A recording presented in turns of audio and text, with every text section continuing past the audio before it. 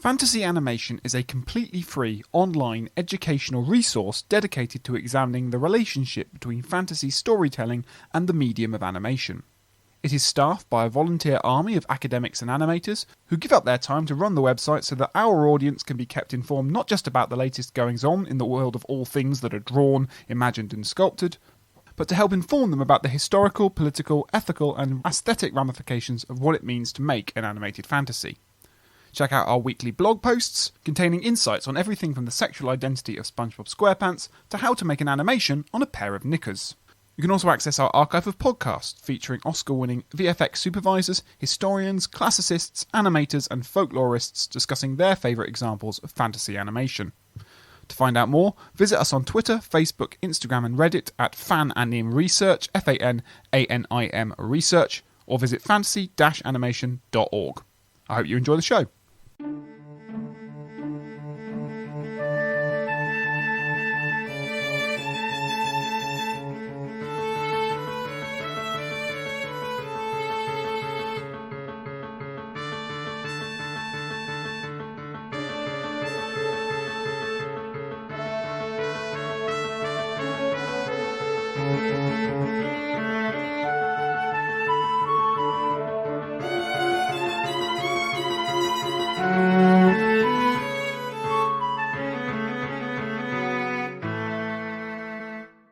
Hello, listeners, and welcome to the Fantasy Animation Podcast.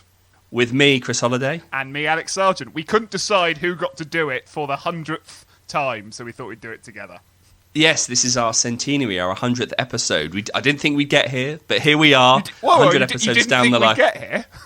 Well, I wasn't, it's one of those things where you're like, if nobody listens and it is just me. I mean, not that me and you chatting in a room is not even chatting in a room, chatting exciting. Over infinitely exciting, but I'm thrilled to reach our 100th episode, I must say. I always knew we would get here. I've got a 1,000 episode plan that I've just not shared with you yet. Don't you worry. I see. We'll be doing this until we're older and greyer than we are now.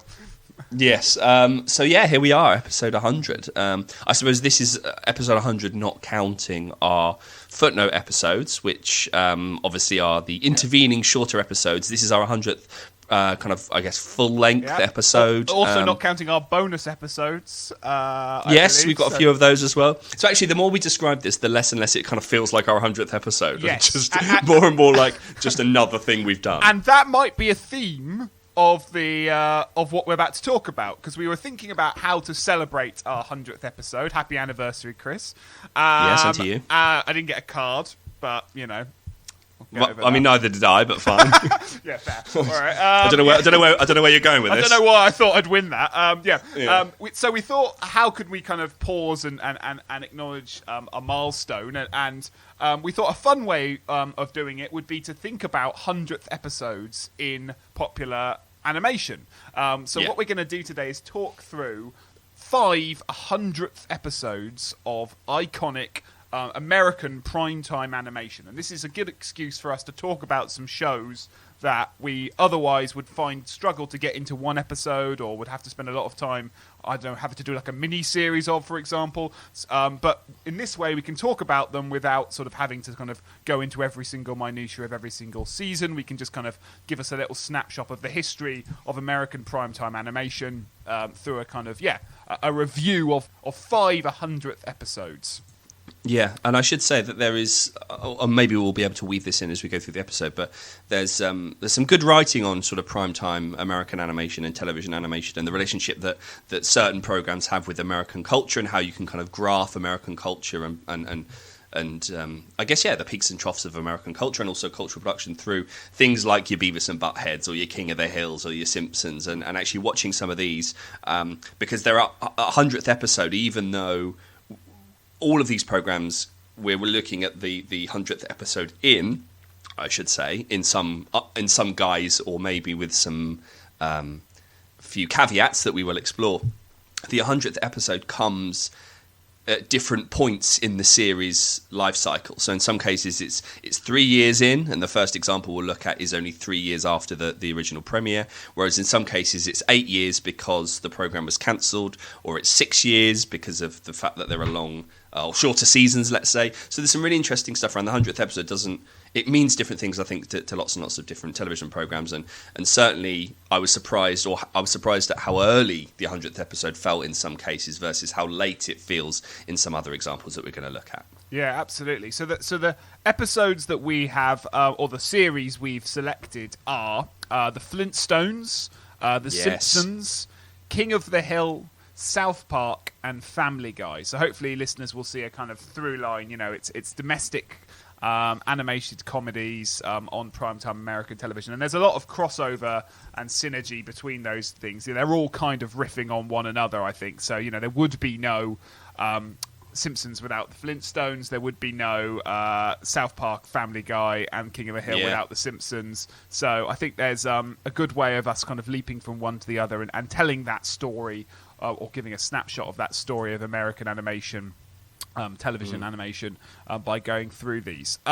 Do we have any thoughts on watching these 5 episodes overall before we kind of start going through them? Well, I suppose I was interested in I think all of them relate to the family in lots and lots of quite different ways, but also very explicit ways. And there are, I suppose, the relationship that the various ways that the programs have a relationship to popular culture, but also American history. There's lots of stuff around, I guess, the family from an institutional perspective or an industrial perspective. The things that connect up the episode relate to kind of stardom and celebrity and the role of star voices. The way in which these programs evoke a kind of sitcom model in some cases, either in the Flintstones cases, using a kind of live studio audience laughter track in really interesting ways. Yep. Before we came on air, you were saying, there's lots of things about moving out and dogs that connects up these series. Well, yeah. What struck me, I would say actually, is that I was expecting to watch 5 quite self-referential, self-reflective, backslappers. To be honest, I thought what I was going to watch were 5 very abnormal episodes of these series because it was the 100th episode. But actually, what I got was 5 pretty normal and unassuming episodes of the show. And there's the couch, sorry, not the couch gag, the chalk gag in the Simpsons kind of is Bart saying, "I will not celebrate meaningless milestones," and in a way that's maybe that's a lesson for us, but but that seems to be the mantra of all of these shows in many ways, and that they're not clip shows, they're not flashbacks, they're not in anything necessarily special, but in their own quiet way, they are kind of acknowledging their hundredthness by, they're often stories, at least in some of the cases, of, a rupture in the family. Sometimes characters are moving out of the home. Sometimes they're faced with choices about whether the equilibrium of which this series is based upon will change or not. Not in all cases, but there were some of them, when we'll get to them as we go, that seem to, acknowledge their hundredthness in a very quiet way. But there's very little kind of, obvious celebratory activities going on here.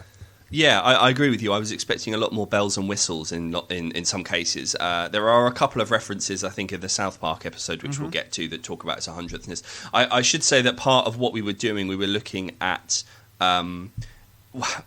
my feeling was that at least one of them would be a clip show, and it turns out that wasn't the case. I should say that our 100th episode of Family Guy is the 100th broadcast episode, and we've tried to do that across the board, actually picking episodes that are the 100th in terms of the way that they were broadcast, rather than, I know that Family Guy did a 100th episode special, which was a television movie from 2007, which is more like a clip show, which is more like the actors and characters in some cases kind of playing on the fact they're part of this television program. We decided not to take that as the 100th episode. We took the 100th broadcast, kind of 20-minute, 22-minute episode as our example, or as part of our sample, let's say. So all of the episodes are quote-unquote normal episodes insofar as they are part of a season, or they are a season premiere, and they're part of the normal run of programming. But actually, in a couple of cases, I think they sort of play with their... Family Guy plays with its 100thness by having this extraneous, not part of the run reflective episode, which feels more like a documentary than a standard episode. So we've gone down the standard episode route, I should say, but other forms of a 100th celebration are available. Yeah. They had to function as an episode in the series, Yes. I guess. They were the 100th episode, not something pausing and reflecting on it. And I guess if we're not careful, this won't function as an episode because we'll be constantly talking about the 100thness of this thing. So I guess we'll get on with it then, shall we? So let's start with the Flintstones. It seems like the perfect place to start. The Flintstones, the first primetime American animation cartoon, the forebearer of everything to come, Hanna-Barbera. I'll start with my impossible question. Let's get it out of the way. My 100th one. What is significant about the Flintstones in the history of US animation on television?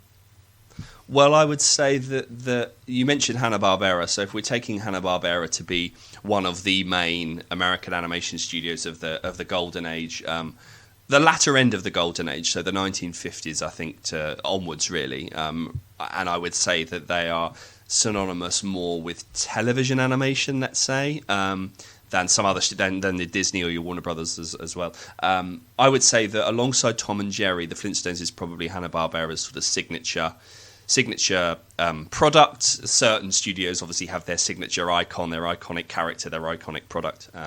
And yeah, definitely in the case of Hanna-Barbera, I would say the Flintstones alongside Tom and Jerry. I suppose the Flintstones sits alongside a number of programs in the 1950s that Hanna-Barbera also produced, so stuff like Top Cat, the Jetsons. But the Flintstones, I think, is really important because it's one of the most financially successful animation series and also the longest running network animation television series, and was until the Simpsons overtook it. So I think it's often held up as an important milestone in animation's relationship to the short form, animation's relationship to sitcom, animation's relationship to humour, and also world building. I always find with the Flintstones that it's that kind of prehistoric narrative, romanticising the prehistoric period and kind of playing with technology. I suppose the Flintstones is, if you take William Hanna and Joseph Barbera as icons of American animation and television animation, the Flintstones is up there with Tom and Jerry as a really important mid-century post-war American product. Yeah, it's a really interesting show because it's exactly everything that when I think of the Flintstones, I think of dishwashers that are actually like mammoths, dinosaurs, and all that kind of stuff. And I think that kind of paradox or that contradiction between a show that's nominally about prehistory but is actually about 1950s, 1960s sort of suburbia, and this kind of what Todorov would call the kind of technological marvelous, which is like this kind of wonder, almost magic in technology. That this show is sort of about, and the way it kind of essentially celebrates the domestic space, right? It's a show that is in love with appliances and hoovers and all the sort of new technologies of the last 2 decades that have made domestic suburban, WASP life so much more comfortable. And it's also in love with kind of, the bad side, well, the other side of that in terms of it's also, very interested in conservative gender roles and the conflict between housewife and working husband and the kind of those sort of things. It plays like a 50s 60s sitcom, which we talked a little bit about when we did like WandaVision, and the way it uses a fantasy rhetoric through the animation to kind of spectacularize things that are actually quite mundane and quite kind of taken for granted as part of kind of middle class American life, makes that kind of that's why it's so popular, right? Is that actually it's using a fantastical trapping to make something that is otherwise quite dull very exciting. Well, that's interesting because it sort of intensifies through its prehistoric narrative, and it's taking us back to the Stone Age, sort of doing mid-century America, but through the lens of the Stone Age. It's sort of intensifying the sort of the idea of the period drama or stories that are set in the past. I remember when we've taught, or certainly when I studied, but when we've taught together something like Bonnie and Clyde, that's set in the 20s, 30s. made in the late 60s, and it's the sort of using the 30s to talk about the 60s, and period dramas and stuff set in the past is never really about the period in which it is set. It's using that as a rubric or as a lens or as a framework through which to understand its kind of contemporary moment. This feels like a real intensification of that, because it really dramatizes the notion of the past and using the past, as you say, to talk about post-war America. And it's interesting you mentioned the sort of nuclear family and the role of the domestic space, and kind of playing with that through alarm clocks that are birds, or in this episode, getting on a bus that you put some money into the beak of a bird or something, and it rings a little bell, and that's your ding ding sort of thing. Lots of writing, cultural studies that looks at post-war America, and writing by people like Betty Friedan, who are talking about the feminist mystique and this sort of post-war displacement, both from men and women. So kind of masculinity in crisis. As we know, masculinity is always in crisis, but certainly in the post-war period, men coming back from the war and not really knowing or feeling displaced, not really knowing their place, but equally women who had previously taken over roles while men had gone off fighting are now equally displaced, and there's this sort of syndrome, as Betty Friedan mentions, this sort of thing that has no name, this shared malaise among post-war American femininity. And I kind of got that through the episode, the ways in which this episode, because nominally this episode is about a beauty pageant, or a child's beauty pageant. Yeah. But Fred wants to enter Pebbles into a child beauty pageant. Wilma doesn't want him to, because she thinks these things are, corrupting or, not nice on the child. But Fred wants to win the cash prize, so wants to do it anyway. So concocts various schemes with Barney to make this happen and try and win it. But so that's a good example of a very low stakes. I think you mentioned like mundane. It's sort of mundane. It's unusual, but it's familiar and mundane. But against that the episode, or the writers managed to kind of play with Fred and Barney's relationship as this kind of terrible duo that have these harebrained schemes. Sure. And I think a lot of Wilma's scenes. What's the other name of the character? Betty. For God's sake, Betty. Oh goodness me.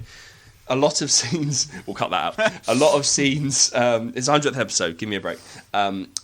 Wilma and Betty are seen a lot of the time kind of commenting on the action, but they're commenting on the action from inside the domestic space and kind of telling off the men of, or their respective partners, that we don't want this to happen, we don't want this to, and there's something really interesting about the way that the program sets up these two pairs and the kinds of spaces that they inhabit. And I really like that, as you say, that intensification of using the Stone Age to not really say anything about the Stone Age at all. It's not really about that. It's kind of playing with the notion of technology and I think kind of technological progress and I guess the rise of television itself. Yep. It's about the rise of television, the rise of technology. It's about the rise and suburbia. They're obsessed with bowling alleys and the drive-through bit in the end credits where famously gets the ribs and the car falls over, and taking the cat out, and all that. This isn't an urban space. This is a kind of suburban space.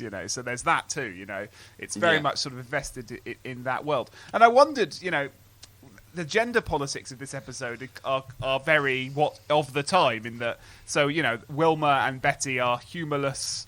They're mirthless. They're really sort of this. They are this sort of an embodiment of a kind of domesticity and a domestic prison to which Barney and Fred are constantly trying to evade and escape. They seem to, their idea of a good time is hanging out with their mates, going bowling, concocting these schemes and outwitting their wives, rather than kind of any, loving or mutual relationship. And I think that might be a theme going forward, and that it's interesting that in the 1960s, at least, that can be rooted to to mainstream domestic gender politics. By the time we get to the 2000s, that is less true. But there are, I think, I think every single episode, every single other series that focuses on one family, which I guess South Park would be the exception, has a housewife as the key female protagonist of the show. Yeah. And one wants to ask, is that conservative writers' fault, or is it the Flintstones' fault? In the sense that all of these shows are essentially riffing on that model that's been set up by the Flintstones. So there's an element of which, are they choosing the housewife consciously as a embodiment of contemporary femininity, or are they choosing the housewife because in these kinds of shows, these are the kind of characters you have to play with and riff on? That's really interesting because I know more about The Simpsons and Family Guy than I do some of the other series, as will become clear. This was my first and only episode of South Park that I've watched, for example, and equally King of the Hill. That's really interesting because in the 9th episode of the first season of The Simpsons, there is an episode called Life on the Fast Lane, which is about bowling. And it's where Marge meets a guy called Jacques, this kind of exuberant Frenchman who wants to whisk her off and take her away from her life with Homer. But it's interesting that after 9 episodes, The Simpsons was kind of playing with femininity in that way by talking about the home as a place of constraint. So I take your point that the Simpsons, and I guess there are episodes of Family Guy that also do the same, that have Lois leaving Peter. Marge wants to leave. Even the Simpsons movie is about Marge kind of ending her marriage to Homer. So this has become a kind of common thread. And I wonder whether, I hadn't thought about that, whether these programs are including that nuclear family and dog to play with a template that was set up by, or to say that this is an accurate representation of contemporary femininity and contemporary the world that we live in, contemporary American society? Or is it kind of playing on the archetype set up by the Flintstones and saying, well, actually, 9 episodes in, we are going to explore Marge's disillusionment with her life in a way that I don't think there are episodes. I mean, there's like one brief scene. There's one brief scene in the Flintstones where Betty and Wilma are alone together. And the scene is about them expressing their anxieties that Barney and Fred will leave them for other women. And the joke is like, how Fred's going out. Don't worry, Fred won't attract any other women because he's fat and he's and they do that with each other and they still aren't appeased. So this it's what's the Wilma Flintstone syndrome, where the glamorous housewife is paired with the kind of schlubby male protagonist, but like even when they're allowed alone, it's them that have the anxiety that the others will leave them, rather than, to be honest, vice versa, the way the men behave in this show. Well, and both, exactly. The schlubby male is Homer Simpson and is Peter Griffin, and there are a lot of riffs around in both of those series around the fact that quite clearly these are men that are punching above their weight, and the characters also are aware of this, and the female characters are aware of this. So I hadn't really thought about that discrepancy between the way that the female is used, the domestic female is used in something like the Flintstones, and how that kind of changes through a more nuanced understanding of their hopes and their desires and their anxieties that aren't tethered to worrying that their partner is going to leave them, but actually trying to... And maybe this comes from kind of second-wave feminism as we move through to post-feminist culture and things like this idea of kind of female autonomy and agency and a kind of an irony or a knowingness that very much defines post-feminist culture. Well, as I say, I think the narrative is The Simpsons is quite clearly riffing on the Flintstones, and everything else is kind of riffing on The Simpsons. So there's a this is the sandbox. This is the tools of which these shows operate. So it's interesting that people don't think to just break the sandbox and get different toys and different tools, but rather continue to kind of add self-reflexive and different nuances on these kind of well-worn templates. Yeah. But that's probably a good moment to move onto The Simpsons. Yeah, let's get to The Simpsons. So we the Flintstones, I think, in our list of examples, was one of the first series to reach 100th episodes, and would have been, as I said, the longest-running animated television program. And I said to you again before we came on air that when The Simpsons was good, it was very, very good. It's perhaps all the episodes of The Simpsons I watch today seem like they're sponsored by Apple. There's always an Apple product in the background, or there's a riff on an iPad or something like this.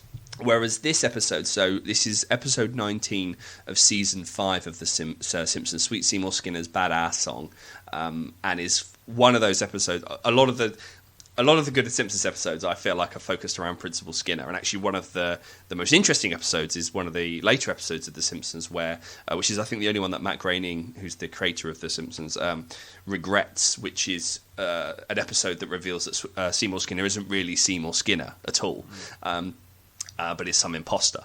So certain episodes are successful because they gravitate towards what is an incredible ensemble of characters, and certainly The Simpsons is one of these programs that really nuances its world with these rich and incredible kind of three-dimensional characters in all corners of Springfield, even though Springfield itself, the geography of Springfield is all over the place. Sure. So this is episode, as I said, 19th episode of the 5th season, and it's about Principal Skinner and begins with the chalkboard, "I will not celebrate meaningless milestones." Yeah. Alex, what is this episode about? Yeah, so this is, having just talked about the Homer-Marge relationship as part of our setup, actually, oddly, this isn't about that very much, which is surprising, because you would have thought the standard narrative, right, is that they thought The Simpsons was going to be about Bart Simpson, and then about halfway through season 1, they realised that Homer's a much more interesting character, and the rest of the show's about Homer. But actually, this is a show about Bart. This is a show about Bart basically causing havoc at school. He takes Santa's little helper, his dog. There we are, the dog's back again.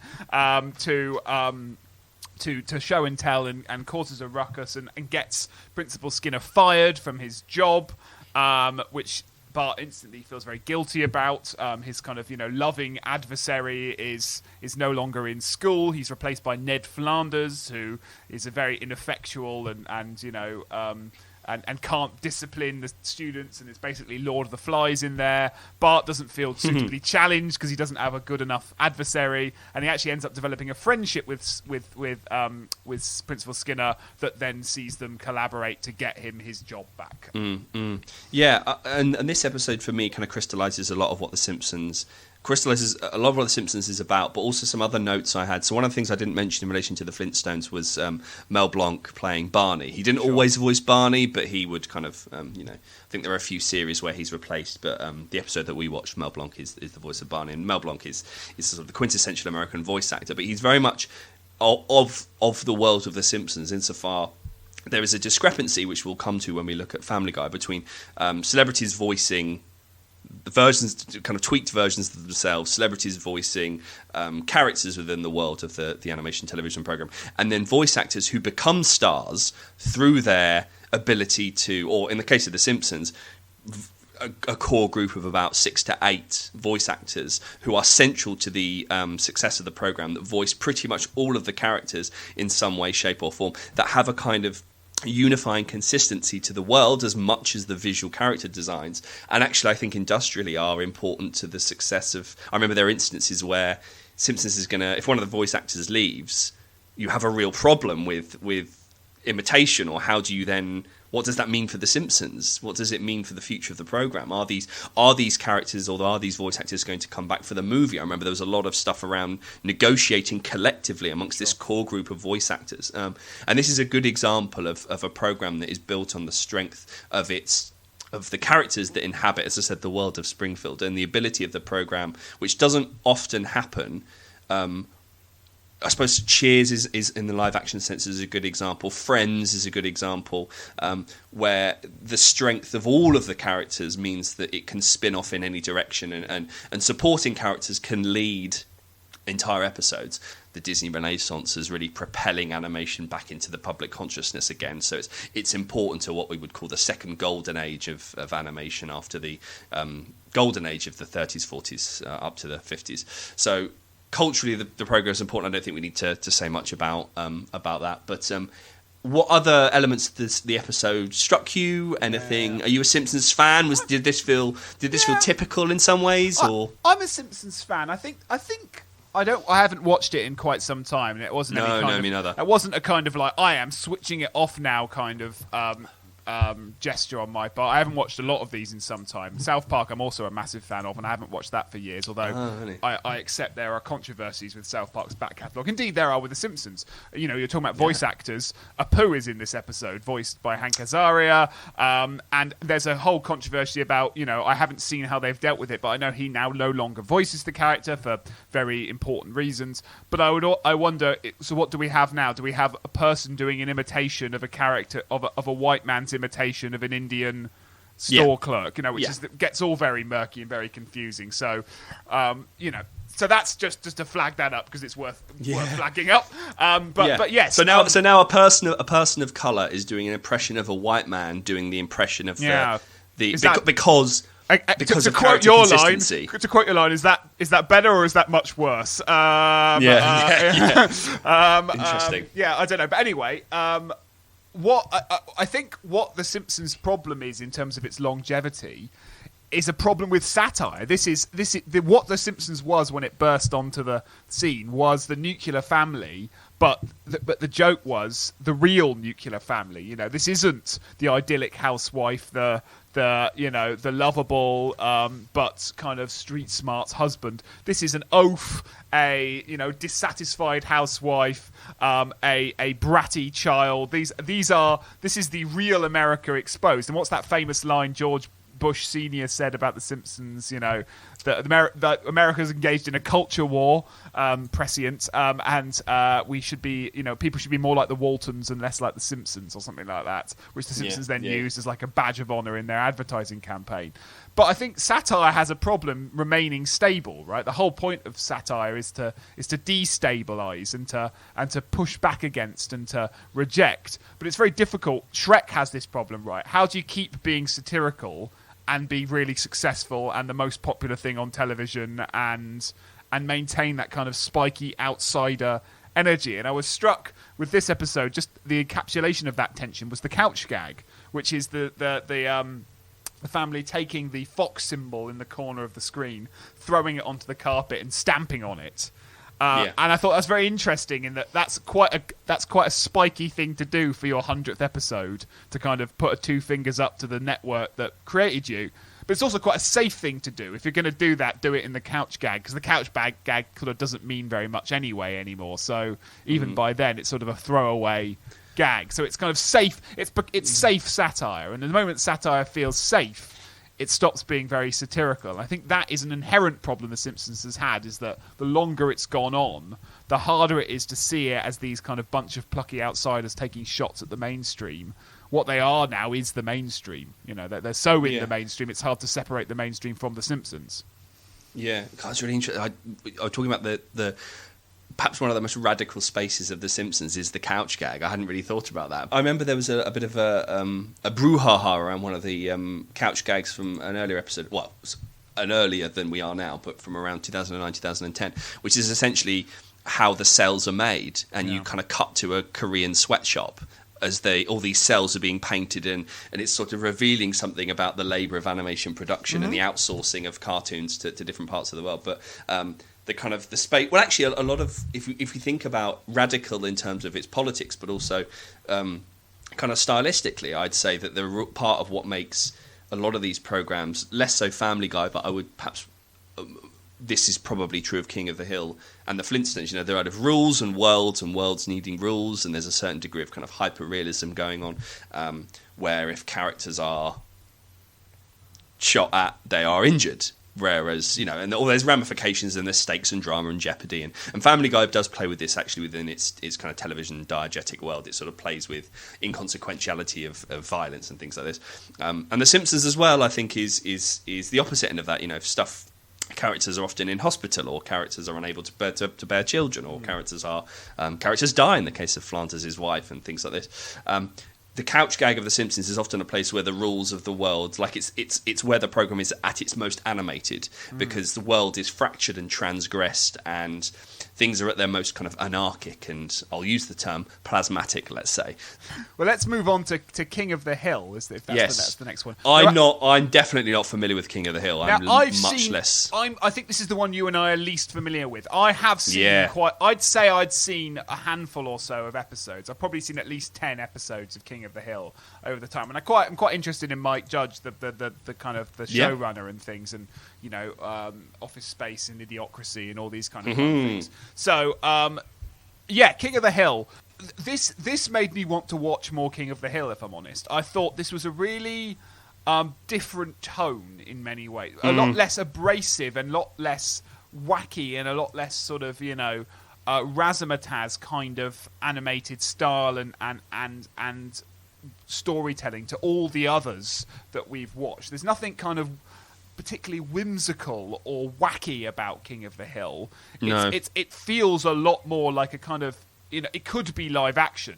In the sense that you could film this episode and play it out. Perhaps it's a little bit far-fetched in some places in the plot. I guess I'll do the plot. The episode's called Hank's Choice, and basically the episode is about Bobby, his son, who develops allergies to the beloved family dog, whose name escapes me, but Hank's beloved dog.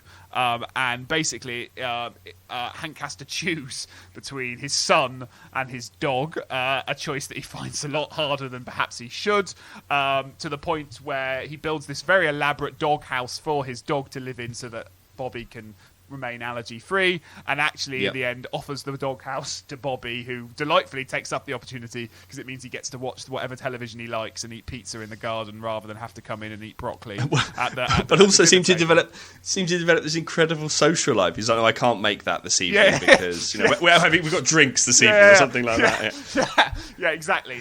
So it's sort of about that and the ostracism from sort of the rest of his friends that Hank and Peggy receive because their son's living in a doghouse, and then it all resolves itself and it's all fine. But again, another episode when I was talking about this, they're about the disruption of an equilibrium quite often.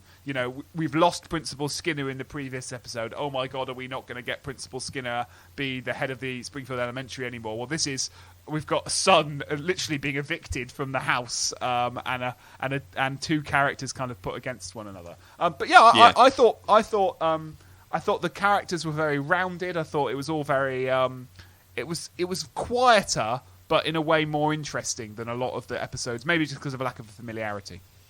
Yeah, no, I'm the same. I definitely am not. I've never seen King of the Hill. This is my first episode. I'm aware of Mike Judge through Office Space, but also Beavis and Butthead, and I remember going to the cinema to see Beavis and Butthead do America, and Mike Judge is kind of the creative of King of the Hill and voices Hank as well. A couple of notes that I had around the title sequence. I love the way, the illusion of time-lapse footage, which is actually a nice little connection to the episode that we looked at of The Simpsons, which begins with this Wonder Years style illusion of footage that is being viewed through an old kind of through film stock, and it's being kind of played because Bart's looking for something to take into school for show and tell.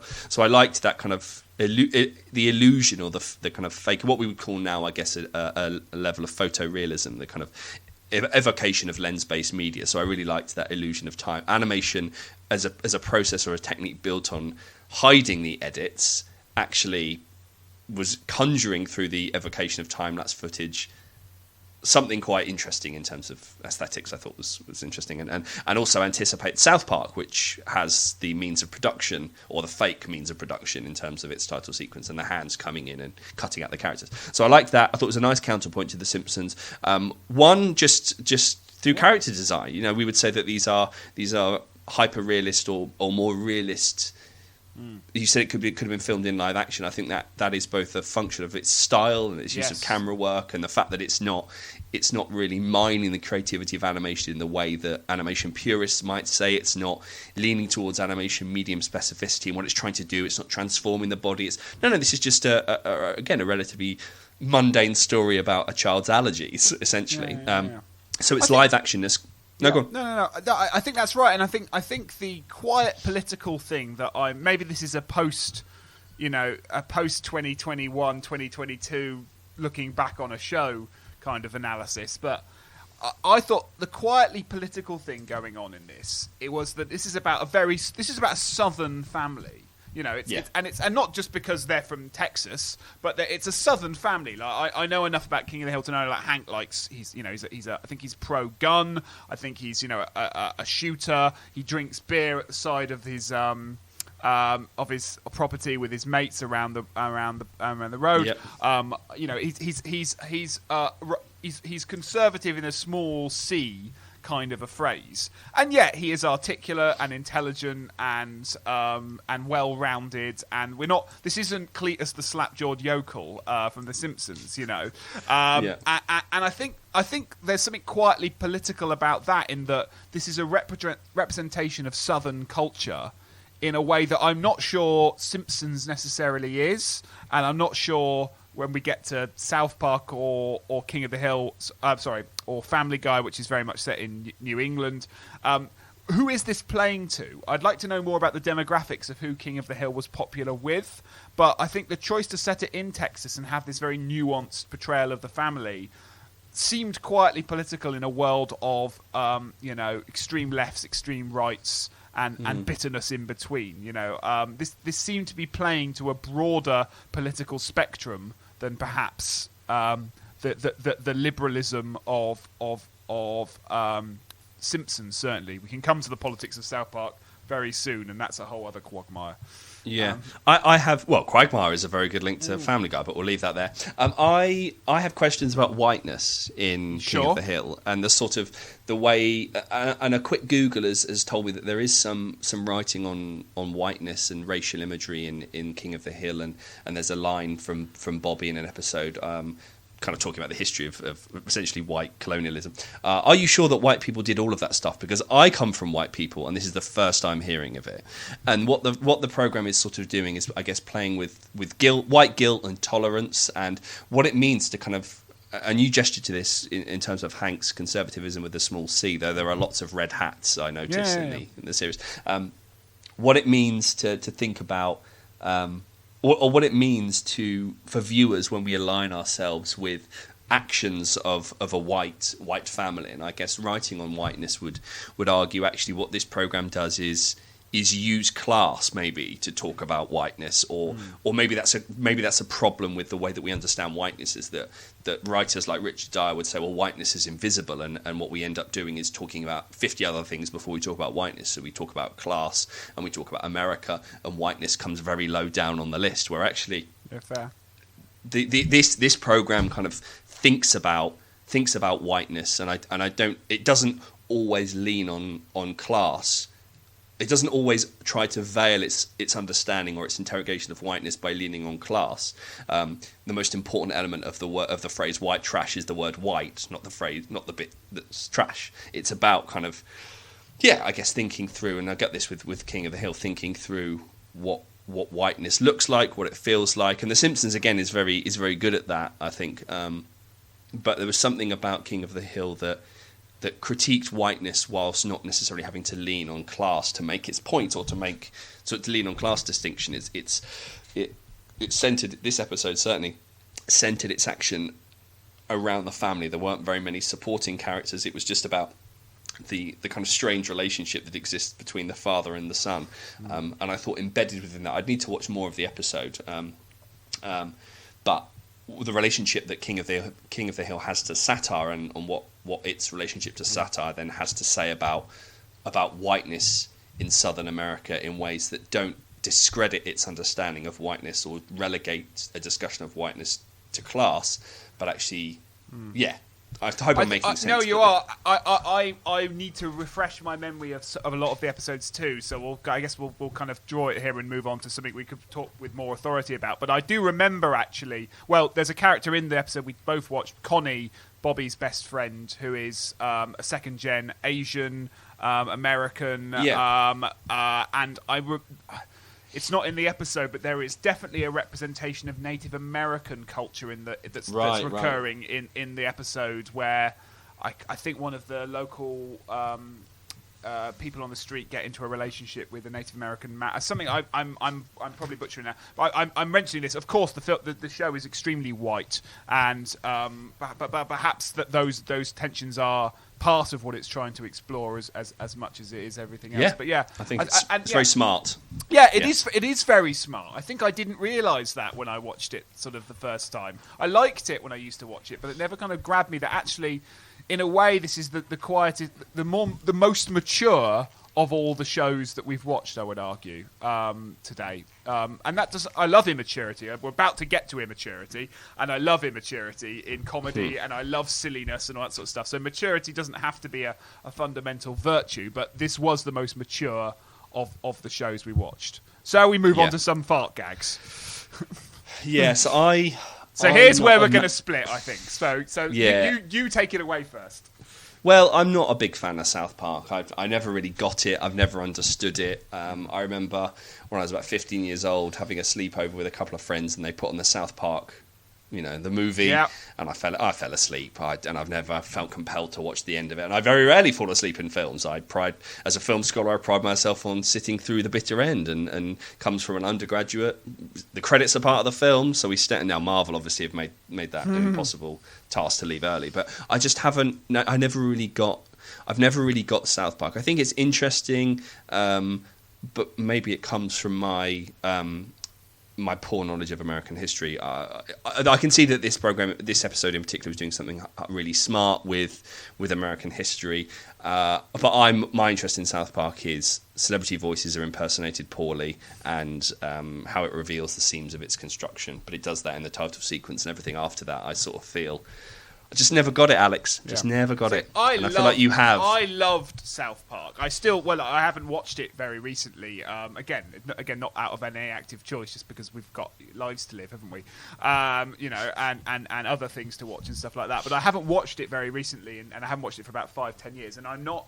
And I think it has its controversies, and I think its politics is both on a positive and a negative all over the place. I think positively that's a great thing, because I think South Park is perhaps the most abrasive and challenging, and is most likely to, if you watch 10 episodes, show you something that is both very, very funny and also very, very offensive. And I don't think being offensive is a virtue, but I think being not being safe is a virtue. So I loved it for that reason, and I think its silliness belies wit and intelligence that is there. I think there are episodes that I would call racist. I think there are episodes that I would call transphobic. I think there are episodes that are called that and I think there are also episodes that I would call extremely progressive and interesting. I think if I had to diagnose the problem and the solution to understanding South Park, is that Trey Parker and Matt Stone have no idea what their ideological framework is,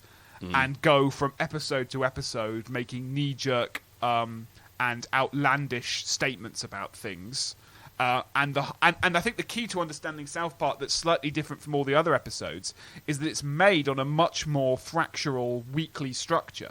That the show is made to respond to recent events and is meant to be timely. So in a way, its timeliness is its virtue and its vice, because if you're saying something 2 days after the fact, you're rarely going to say the most nuanced and well-considered thing in the world. And a lot of their episodes are very not well-considered. But sometimes, by being so timely and punchy, they can hit on something. And I respect that kind of devil-may-care approach to it. To an extent. I don't think it always works, but I love South Park, and I just get the humour. I think it's really funny, and I thought this episode was. I remember watching this episode years ago, and I was pleased to relive it. So this one is. It's called I'm a Little Bit Country, and it's riffing on the famous song, I'm a little bit country, I'm a little bit rock and roll. The Iraq War is raging. I'm not sure if this is pre or post invasion, but it's certainly right at the time. Yeah, this is April the 9th, 2003. Not that you necessarily know off the top of your head when the invasion was, but clearly it's of post 9/11 culture. But it's we're at least in the build up to Iraq War, right? Yeah. And the town is divided between those who are bitterly opposed to the war and those who are pro the intervention. And I actually think in quite a presciently, again talking about kind of divisions now reflected in a thing over a decade ago, we get this kind of where I think South Park is really good at doing this is reducing both sides of a debate to idiocy because of the extremes of opinion. Yes. And acknowledge and using satire to celebrate nuance. That's when it's good. That's what it can do. And you get this kind of crazy, if you don't think we should invade Iraq, you are an unpatriotic American and you can get out of the country, versus if you think that we should have a strong interventionist US policy, you are an idiot redneck and don't deserve any compassion. That's the kind of two sides. And into this, we have the four kids, Stan, Kyle, Kenny, and Cartman, who have been commissioned by their teacher to write a report about the Revolutionary War, at which point Cartman becomes obsessed rather with actually doing the work with trying to create an artificial situation where he can have a flashback to the Revolutionary War times, like they do in those cartoons, so that he can do the report without having to do the report. And lo and behold, after a number of near-death experiences, he manages to have such a said flashback. He travels back to the time of the formation of the U.S. Declaration of Independence and learns about the hypocrisies and contradictions surrounding America's formation that allow him to understand the hypocrisies and contradictions that the Iraq War sums up. And in the end, America's a little bit country and a little bit rock and roll. And in the words of the episode itself, who cares 100 episodes? Yeah. No, the knee-jerk thing is important, I think, for understanding South Park and that sort of topicality that is very much part of the series. And I remember when Trump came to power, the creators, as you say, Parker and Stone, said, what is the future of satire in a world that is becoming increasingly satirical, and is there going to be a place for Family Guy to be able to do that kind of responsive, reactive cultural work? And this speaks to long-standing issues or histories of animation in relation to propaganda and politics and stuff that we've looked at when we looked at the Shanghai Animation Film Studio and the role that animation plays in this kind of politicized, satirical world. So I think the knee-jerk thing is important to understanding South Park, because in a world where it seems to be more important to be first than to be right, what this program does is sort of play with the idea of being first. And actually the new, as you say, the kind of knotted, thorny issue of this is our initial reaction, and these are, which are inevitably going to be fraught with tension or ambiguous or ambivalent. And actually what the episode does is narrativize that exact, this is our first reaction to something, and so our first reaction is going to be black and white with not much grey in the middle, and we're going to kind of play with these extreme positions. But that extremity of positions comes through, or comes out of, the fact that they are working to quite tight deadlines, or they are responding to something that's happening only a couple of days before, creating a narrative around it, quickly doing the voices themselves or imitating celebrity voices poorly, and then spitting out this content that is going to be not right, but it's going to be first. And there is value in it being first, because it kind of dramatizes extreme, immediate, knee-jerk reactions to things that in an era of, well, we should probably wait and see what happens, or we should probably read the article rather than just gloss the headline. There's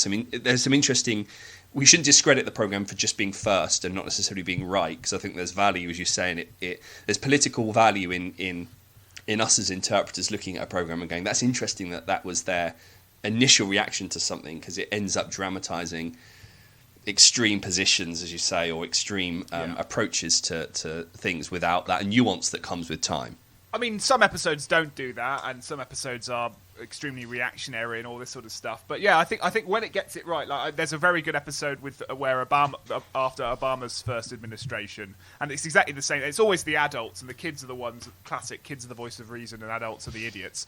But it's always the adults, and it's usually Randy Marsh, Stan's dad, the guy with the mustache and the rolled up shirt, who like, you know, is running around like naked in the street, proclaiming change has come, and like, you know, absolutely like in ecstasy, whilst on the other side of town, the conservative voters are, you know, slashing their wrists because the devil is coming, and you know, it's good at doing that. It's not always good at doing other things, and as I say, it's got a history of being not, you know, of all the stuff we've already talked about. But yeah, I thought the episode was really great. I thought it was, you know, getting on with the job of being South Park. There were some quiet references to its hundredthness, so there's a line at the end where they just randomly sing, this is the 100th episode, and hey, let's all have a sing-song, and it doesn't matter, as a way of resolving this conflict. And the kids are like, what are they doing now? I hate this town. I hate this town, yeah. I hate this town so much. And also there's a gag, I guess, that I would get more than you as a frequent watcher, which is that at the end of each episode, usually Stan or Kyle stands up and says, do you know what, I've learnt something today, and kind of resolves the tension of the town. Right. But this one, Cartman gets to do it, and the idea that Cartman should be the voice of reason in anything is always problematic in the world of South Park. Cartman being a homicidal, sadistic, racist, bigot, which we see in this. We see him kill a man in this episode quite happily, and bury him in the garden. You know, this is Cartman incarnate. So sure. So I only have two other points. One is about character design. I thought it was interesting that the kind of character design of the core characters remains that sort of. they're sort of circles with legs, really, or big faces with small bodies. And actually, the character design of the kind of real historical figures was more realist, and I thought that was a kind of striking way of thinking about the past. I don't know. I don't really have anything to say other than when the world flashes back, or Cartman has his artificial flashback to 1776 to learn about the founding fathers. As you say, it's these historical real life characters seem to be designed differently to the uniform way that South Park characters. And actually, this is something that each of these shows has kind of a brand identity in terms of the way it looks, which makes perfect sense. But The Simpsons, as we know, has the yellow characters, which Groening decided was good. If you're flicking through the TV channels and you spot these characters, that would grab your attention. Sure. But even the Flintstones, it has the representation of the mouths, and the design of characters sort of replicates in some of the supporting characters as well. The only other thing I've got to note is the title. So it says celebrity voices are impersonated poorly, which I thought was interesting given the way that The Simpsons uses star voices both explicitly and in a more veiled fashion. You have Michael Jackson pretending not to be Michael Jackson, or pretending to be a man, pretending to be Michael Jackson, but credited into something else in an early episode of The Simpsons. You have Dustin Hoffman being Mr. Bergstrom, and no one knows, is that Dustin Hoffman? And then you have characters playing themselves. So South Park kind of plays on its low budgetness by talking, basically, we are going to impersonate these characters, it's going to be poor. I also thought it was interesting that on that title card, which I assume begins every episode, celebrity voices are impersonated poorly, you have a cursor flashing that suggests that it's a computer. And then you cut to handmade work. And this is a bit of an illusion, because this is not how South Park is made. It's made entirely on computer, at least in the later series anyway. Well, it's not made in this, it's not produced in this handmade, crafty style that the program seeks to present, but I think embedded within that is that kind of topicality of this is the world that as it is, and now here we're trying to cut these characters out, and you have hands coming in, cutting out the characters and arranging them in particular ways, and moving mouths and bodies and stuff, which obviously has a long lineage back to the lightning sketches of the 1890s and early 1900s, and Donald Crafton and Malcolm Cook writing about the performance of animation in this early period and the role of the hand to connote labour and all that sort of stuff.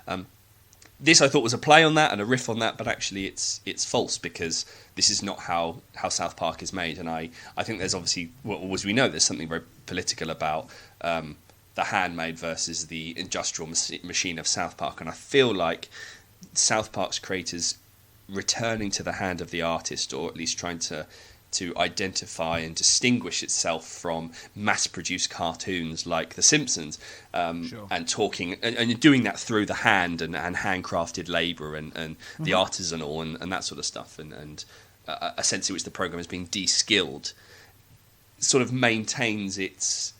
It's like that the relationship between like Aldi and Marks and Spencer's. You think of Aldi as this up-and-coming independent, just trying to make it against these big... And, Aldi is this massive company with massive overheads and is as much Marks and Spencer's as Marks and Spencer's. But we like an underdog. And I feel like this program is playing with that. It's sort of... It's kind of animation on the lower frequencies, and it's trying to articulate that through the role of the hand of the artist, or the craft of animation, when actually that's doing quite an illusory, imaginary political role in trying to tell the audience South Park is this reactionary and provocative and outside the mainstream sort of program that's allowed to get away with these things, when actually it's as industrially produced as anything.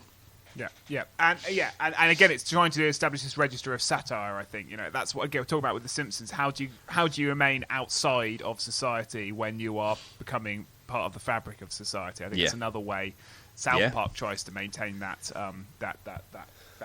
askance view at the same time. Yeah. So should we move on to Family Guy? So I think we might now. We might swap roles here, because I'm a bit of a grump about Family Guy. Never really got it. Never really saw what. I don't get it. But I've seen a number of episodes in my attempt to get it, and I was happy to watch this one. But why don't you give us the spiel on this one?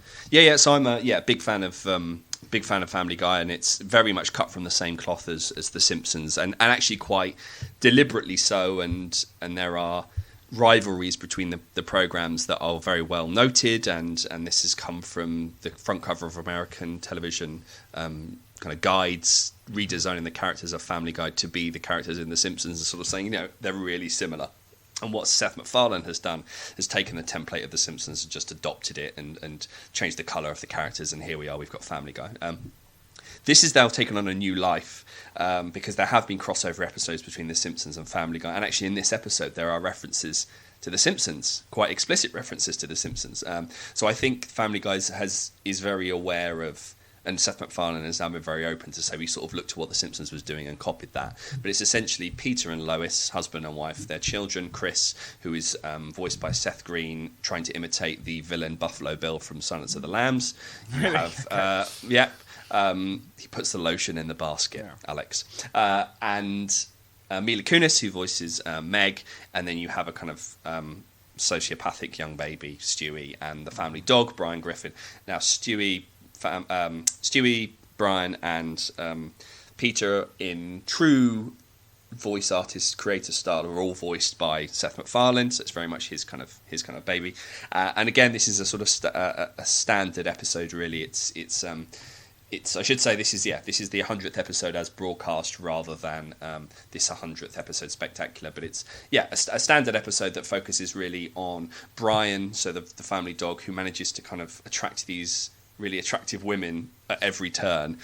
His relationship with Gillian, who's voiced by Drew Barrymore, and he wants to sort of break up with Gillian, but he ends up moving in with Gillian, and they sort of test out their relationship, even though Stewie is paying his rent for him. I'd say it's a Brian-centered episode. There are references to Simpsons. There are references to Disney on Ice. So it's again very similar to The Simpsons. It's very reactive and pop culture-y and stuff like this. You're not a Family Guy fan though, Alex. You say no. I don't know, and I'm not going to be able to articulate it very well. So screw it. But I don't. I find Family Guy icky and uncomfortable, and I don't trust the people that make it. All of these things could be applied to South Park, and I know they could, and fairly should be. But I don't. I don't have. I find I don't. There's something about the world. There's something about the cutaway gags. There's something about. I don't like any of the characters at all. In a way that even Cartman, I like a little bit in a weird kind of why do I like this sociopath kind of way. But I don't really like any of the characters, bar maybe Lois. And it's just not a world I enjoy inhabiting, and it's not a humour I click with. It's interesting that it sort of takes us back to the discussion of the Flintstones. Is that if one of the things that the Flintstones is really good for is playing with modern technology and kind of anachronism, and what would happen if the world of the prehistory of the Stone Age kind of came into conflict with post-war America, and what would a fax machine look like in those days? Well, it would look like a dinosaur spitting out paper and stuff like this. What would a photograph look like? Well, it would be a stone tablet with an etching on it. That's what it would be. Anachronism is foundational to the way that Family Guy creates its humour, and some of the criticisms of Family Guy is that they aren't constructing jokes, they're just remembering things from the 70s and 80s and 90s and kind of pop culture, and putting that into our world, but giving it a spin, or there are jokes in other programmes about how Family Guy comes up with its jokes. You have a pool of scenarios, and like drawing the football fixtures, you have like a group of numbered balls that have scenarios in, and a group of numbered balls that have popular television programs, and it's like, what would happen if Batman took place in the Middle East? And then that's your cutaway, and there's sort of that's where the criticism I think of Family Guy lies. It's not quite South Park because it doesn't go full pell. It tries to be a more palatable version of South Park, but a more provocative version of The Simpsons, and is really just about. Some of it is quite harsh. Some of the humour is quite harsh. A lot of it is inconsequential. But I also think that the template we set up about an hour ago about playing with this sandbox of the suburban family. I think that might also be my problem. I just don't think you can get. I think we've now got to the point where Peter Griffin and Lois Griffin don't make any sense. Like why is Lois Griffin with this man? And I think that's kind of. I think if I asked Seth MacFarlane that, he'd be like, "That's the joke, isn't it? Is that like what we've done is we've taken Homer Simpson, and we've moved all his, amiable, Homer Simpson actually when it gets down to it, shows himself to be a committed family member and is committed to Marge and is committed to, he is oafish, but actually the show doesn't want you to not think Homer isn't a loving father and husband. Seth MacFarlane has no interest in making us do that with Peter. Peter is a selfish, misogynistic, there's not really any redeeming qualities to him as a character other than that perhaps he can make us laugh. And I don't understand that relationship and I guess the gender politics. And then you've got characters like Quagmire, who I just find I don't find it funny. I find it pretty reprehensible. And I don't like it. Feels to me very How I Met Your Mother. There's a window of and Chris is pulling a face here. There was a window of sitcom where we were allowed to be really grossly sexist, and it was ironic, and it was hilarious in that respect. And I think Family Guy came in that window.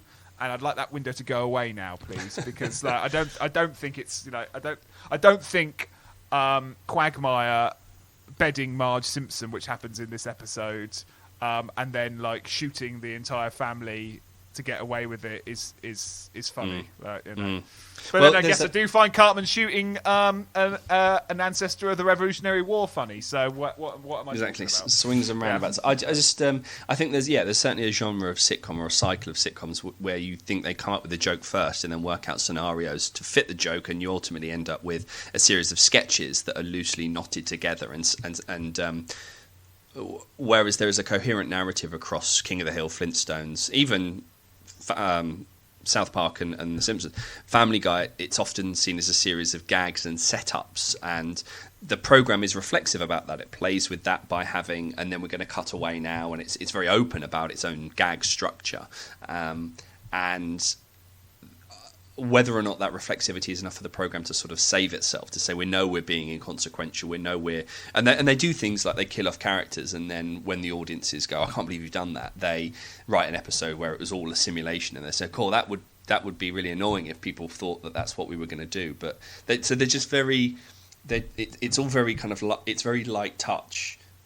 And so it ends up being not really about There's anything. no consequence, is there? And that's the point. That's what we're supposed to enjoy, is that, hey, it's just a joke. Don't worry, it's just a joke. And I don't think, even when South Park is being at its most reprehensible, even then it's not just trying to be a joke. It's trying to do something, and perhaps that's the problem with it. Here, it's not. I'm not sure what it's. I don't think it's trying to do anything. Then it just reminds me of Seth MacFarlane's Oscar performance. It's shall I say something really offensive in this bit? Yeah, all right. Shall I say something really nice here? Yeah, why not? Shall I be really pointed about Weinstein here? Yeah, why not? Because there's no consequences to my actions. Exactly. Who cares? 100 episodes. Yeah. There are only other couple of things. I think the reference to The Simpsons is really important. So you have, in the same way that The Simpsons episode, as you said, begins with that Fox logo that they rip off the television screen somehow and stamp on.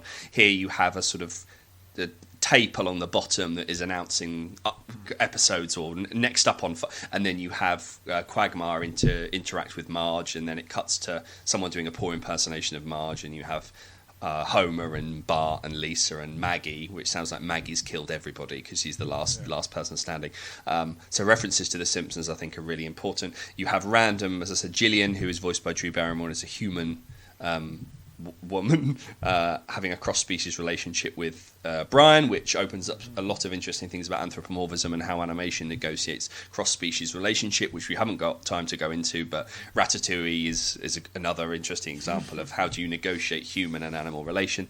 And then you have Adam West. It would be wrong to not... Adam West is my favourite character in the programme. I actually like Adam West in it so far. So Adam West voicing a twisted version of Adam West, which actually is nicely symbolic of an entire register, as I said, of animated voices. Stars who become stars because of their voice work, stars who voice twisted versions of themselves, stars that play fictional characters. So Adam West voicing a sort of monstrous mayoral version of Adam West is up there with Superintendent Chalmers and Skinner as sort of some of my favourite animated characters. But There we go. That episode was 2007. That's our most recent. So the program was 8 years old. Family Guy was cancelled in between and kind of came back to popular DVD sales and home video sales. But 100th episode was from 2007, series 6, and was called "Movin Out," Brian's song.